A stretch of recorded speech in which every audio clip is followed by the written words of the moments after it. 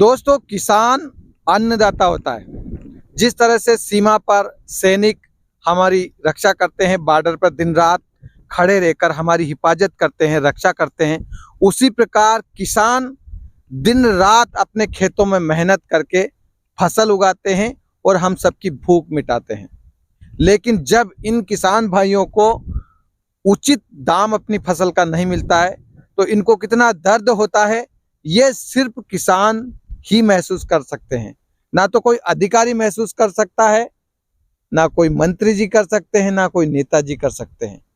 जिस प्रकार दिन रात खड़े होकर हमारे फौजी भाई, हमारे सैनिक भाई बॉर्डर पर खड़े रहते हैं, उसी प्रकार दिन रात कड़ाके की ठंड में, गर्मी में फसल उगाते हैं किसान भाई और हम सबकी भूख मिटाते हैं। आज हम बात करेंगे प्याज की फसल की। हमारा जो राजगढ़ जिला है, यहाँ पर लाखों किसान हैं जिन्होंने इस बार प्याज की फसल उगाई है। उन्हीं किसान भाइयों में से एक है लिम्बोदा के श्री रामचंद्र जी। इनके खेत में हम आए हैं और इनको कितनी फसल का उत्पादन हुआ और कितनी लागत हुई, आज हम पूरे राजगढ़ वालों को दिखाने वाले हैं। भाई साहब, ये बताइए, जो खेत है कितने बीघा का है? 5 बीघा। 5 बीघा। 5 बीघा का प्याज लगा है। कैसा है भाव मिल रहा है प्याज का? भाव नहीं मिल रही है। क्या भाव है अभी प्याज? अभी 4-5 रुपए किलो बकरी है। अच्छा, आपने ये दिखाना चाहूंगा, पूरा दिखाना। प्याज है, आपने कुछ बेच दिए या यही है? नहीं बेचा अभी नहीं बेचा। अभी नहीं बेचा है। भाव भी नहीं मिल रही है। भाव नहीं मिल रहा है। हाँ। अच्छा, दादाजी बताइए, इतना खर्चा आ चुका होगा? 1.5 लाख रुपया के लगभग हो गया खर्च। 1.5 लाख रुपए? 1.5 लाख रुपया। अच्छा, कीटनाशक, बीज और भी अपन जैसे ये गन वन लाया और ये में दवाया कटाया। तो आपको जो आपने सोचा था वो भाव मिल रहा है या क्या? मिल रही है, नहीं मिल। क्या सोचा था आपने जब फसल? सोची 10-15 रुपए किलो, 15 रुपए किलो बकेगा। अगर 15 से 20 रुपया नहीं बके तो किसान कहीं भी नहीं मिले। अच्छा, हाँ, मतलब साफ तौर से इनका कहना है कि अगर 15 से 20 रुपए किलो भी इनको भाव मिल जाता है तो इनको पुरता खा जाएगा, नहीं तो लागत भी नहीं निकलेगी। हाँ, लागत भी नहीं निकली। तो चलिए हमारे साथ आप आइए। यहाँ पर बहुत सारे लोग, मजदूर लोग काम कर रहे हैं और भीषण गर्मी में ये लोग काम कर रहे हैं। बात अगर राजगढ़ के किसानों की जाए, उन किसानों की जाए जो प्याज की खेती करते हैं, उनमें कुछ किसान अपने प्याज नरसिंहगढ़ या कुरावर में बेचते हैं, तो अधिकतर किसान शाहजहाँपुर में अपने प्याज मंडी में बेचने के लिए जाते हैं।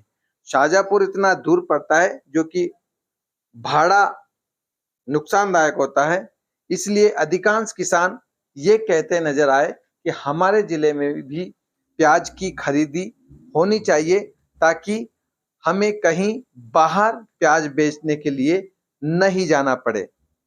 गौरतलब है कि इसी प्याज की लागत, भाव कम आदि के लिए पूर्व मुख्यमंत्री दिग्विजय सिंह ने केंद्रीय कृषि मंत्री शिवराज सिंह चौहान को पत्र लिखा है, जिसमें यह जिक्र किया गया है कि किसानों के प्याज जिला स्तर पर तहसील मुख्यालय पर ही खरीदे जाए ताकि उनको मुनाफा हो सके।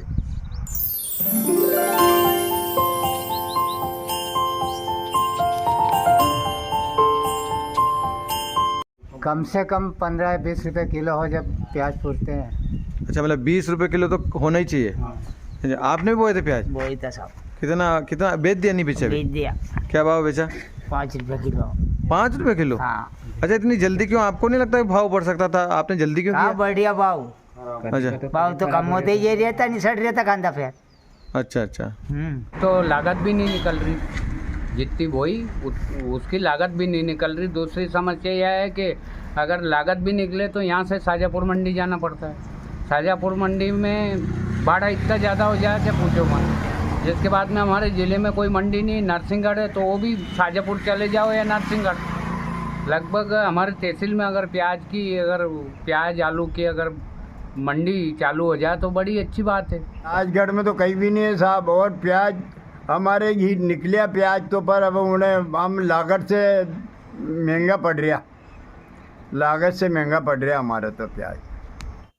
हालांकि जब हमारी बात जिला कलेक्टर श्री गिरीश कुमार मिश्रा से प्याज को लेकर हुई, प्याज के दाम को लेकर हुई, तो उन्होंने कहा कि प्याज का भाव कम है, ये दुख की बात है, मगर हम प्रयास कर रहे हैं कि बहुत जल्दी किसानों को कहीं बाहर ना जाना पड़े और हम राजगढ़ जिले में मंडी द्वारा प्याज की खरीदी करें, ऐसी व्यवस्था कर रहे हैं और संभावना है कि बहुत जल्दी ये काम पूरा कर लिया जाएगा।